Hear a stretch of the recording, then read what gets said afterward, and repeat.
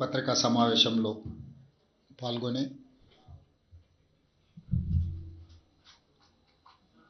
తెలంగాణ రాష్ట్రంలో స్థానిక సంస్థల ఎన్నికలు 12,728 గ్రామ పంచాయతీలకు గాను 12,702 గ్రామ పంచాయతీ ఎన్నికలు పూర్తి చేసుకొని వాటి ఫలితాలను రాష్ట్ర ఎన్నికల అధికారులు ప్రకటించడం జరిగింది. ఈ పంచాయతీరాజ్ ఎన్నికలను ప్రశాంతంగా ప్రజాస్వామ్యబద్ధంగా ఎక్కడ అధికారిక లోటుపాట్లు లేకుండా నిర్వహించినందుకు ప్రభుత్వ సిబ్బందిని రాష్ట్ర ప్రభుత్వం తరఫున మనస్ఫూర్తిగా నేను అభినందిస్తున్నాను. అదేవిధంగా కాంగ్రెస్ పార్టీ కార్యకర్తల్ని,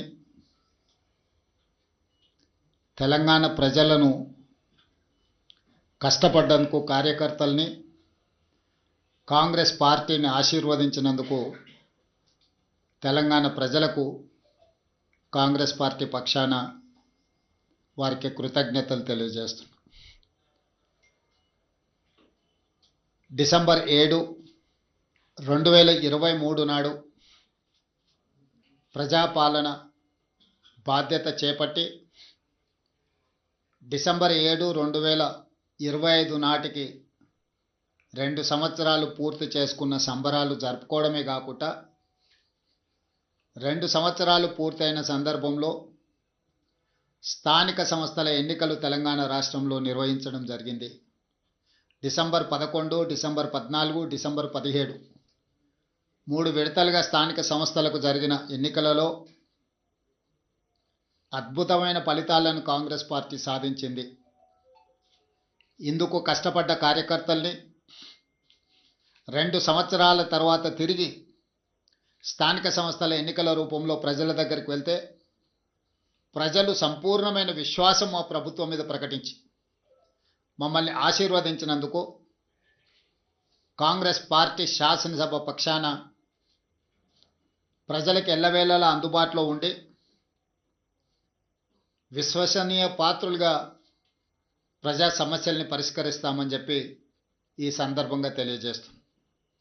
మీకు అందరికీ తెలుసు, వివిధ రకాల విశ్లేషణలు, వివిధ రకాల పత్రికలలో ప్రకటనలు, రాజకీయ నాయకులు వాళ్ళ పార్టీలకు సంబంధించిన వివరాలను చాలా సందర్భాలలో అన్వయించడం, విశ్లేషించడం, వివరించడం జరిగింది.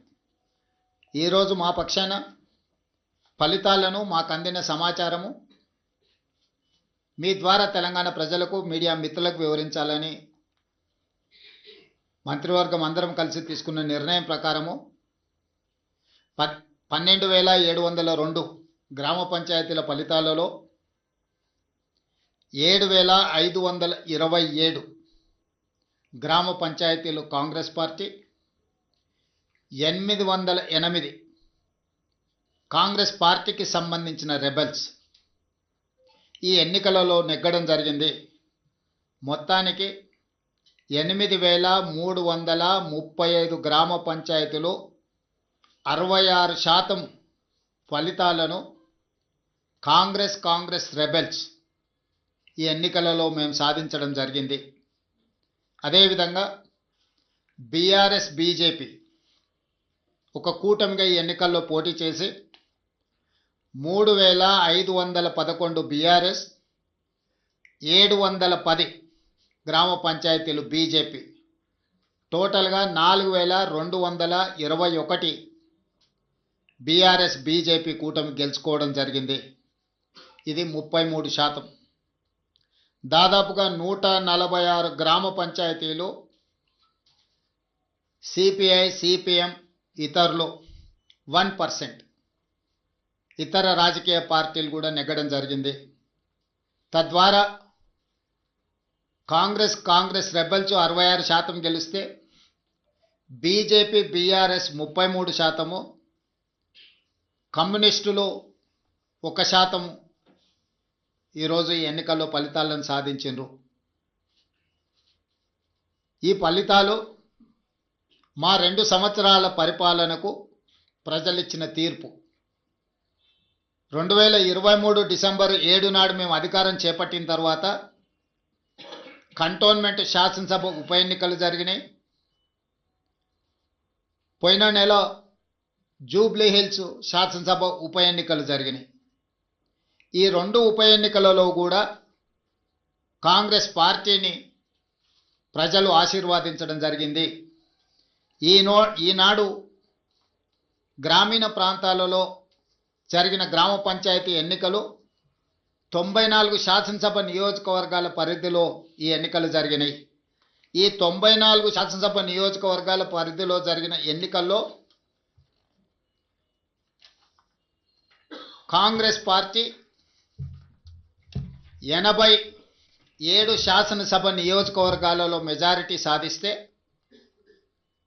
బీఆర్ఎస్ 6 శాసనసభ నియోజకవర్గాలలో మెజారిటీ సాధిస్తే బీజేపీ 1 శాసనసభ నియోజకవర్గంలో మెజారిటీ గ్రామ పంచాయతీలు సాధించుకోవడం జరిగింది. బీఆర్ఎస్ దుబ్బాక, హుజూరాబాద్, జన్గాం, సిద్దిపేట, సిరిసిల్ల, సిర్పూర్, కాగజ్ నగర్లో మెజారిటీ సాధిస్తే ముదోల్లో బీజేపీ అధిక గ్రామ పంచాయతీలను సాధించడం జరిగింది. 94 శాసనసభ నియోజకవర్గాలలో స్థానిక సంస్థల ఎన్నికలు జరిగితే కాంగ్రెస్ పార్టీ 87 శాసనసభ నియోజకవర్గాలలో అత్యధిక స్థానాలను సాధించడం ద్వారా 2023 నాడు మేము సిపిఐ కలిసి సాధించిన 65, 66 శాసనసభ నియోజకవర్గాలతో పోలిస్తే ఇప్పుడు ఇంకొక 21 శాసనసభ నియోజకవర్గాలు అధికంగా గెలవడం జరిగింది. బీఆర్ఎస్ నాయకులు ఉప ఎన్నికల సందర్భంగా రెఫరెండం అన్నారు.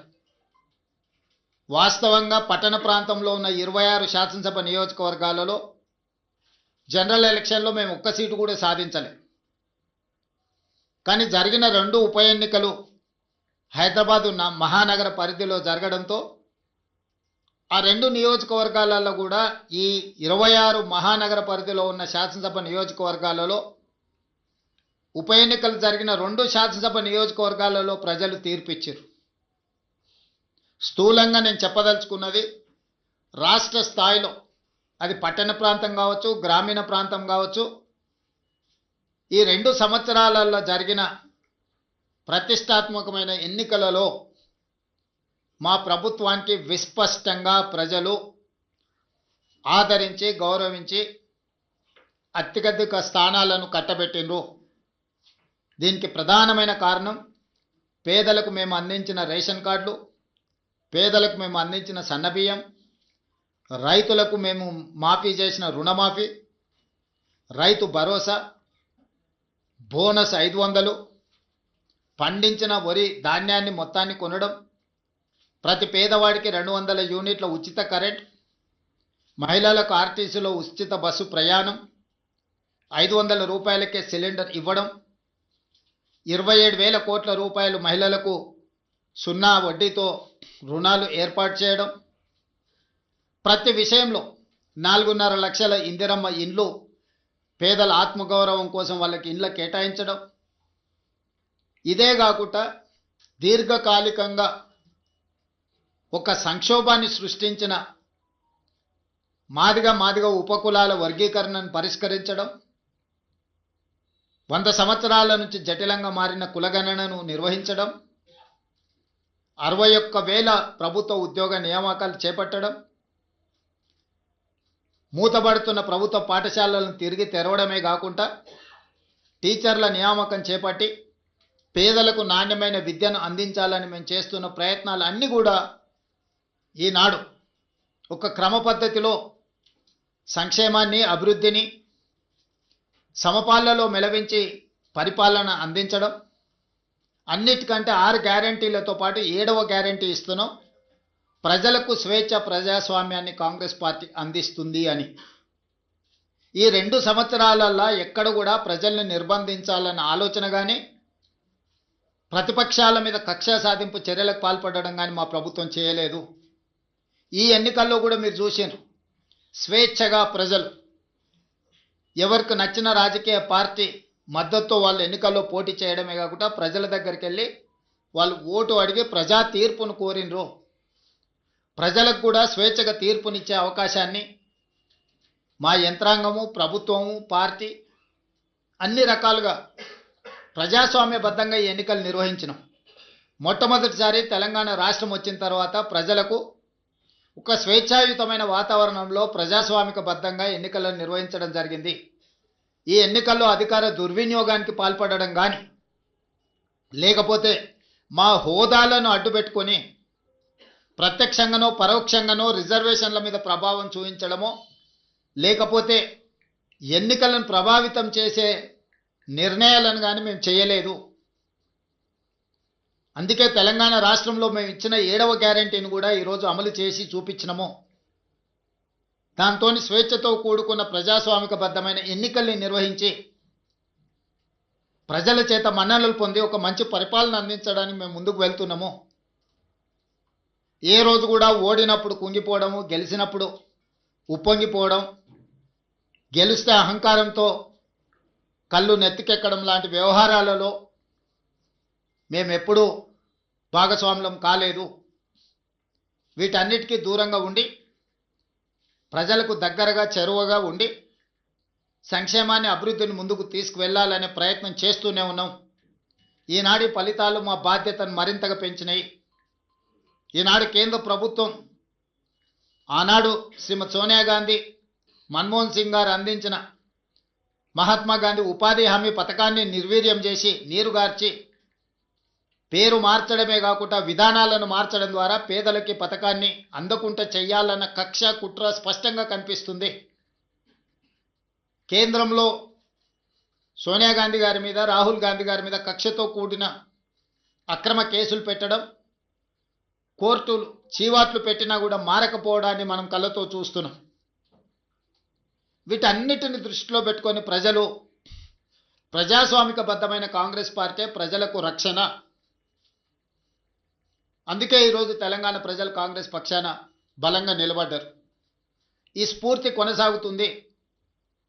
భవిష్యత్తులో ఇంకా బలంగా పనిచేస్తాము, బాధ్యతతో పనిచేస్తాము. ఎదిగినా కొద్దిగా ఒదగాలి అని పెద్దలు ఏదైతే సూచన చేసిండ్రో వాటిని దృష్టిలో పెట్టుకొని ఆ విధంగానే ముందుకు వెళ్తాము. ప్రతిపక్షంలో ఉన్న వాళ్లకు అధికారం కోల్పోయినా అహంకారం తగ్గలేదు. ఇంకొక ఆయన కడుపు నిండా విషం పెట్టుకొని, మూసీలో కాలుష్యం కంటే ఆయన కడుపులో విషం ఎక్కువగా కనిపిస్తుంది. ఆయన మాటల్లో, ఆయన చేతల్లో, ఆయన వ్యవహార శైలిలో. ఇప్పటికైనా ప్రజా తీర్పును గౌరవించి ప్రభుత్వం తీసుకుంటున్న నిర్ణయాలకు సహకరించి ముందుకు రావాలి. ఏదైనా మాట్లాడతాం, ఎట్లయినా మాట్లాడతాం. బర్తగించిన విధానాలతోని ప్రజల్ని ఇబ్బంది పెడతాము అనంటే ప్రజలు ఇచ్చే తీర్పు ఈరోజు వాళ్లకు కనువిప్పు కలగాలి అని నేను అనుకుంటున్నా. ఈ ఫలితాలను చూసే అద్భుతం అనుకుంటారు. సంతోషం. ఈ అద్భుతం 2029లో కూడా జరుగుతుంది మీరు కోరుకున్నట్టే.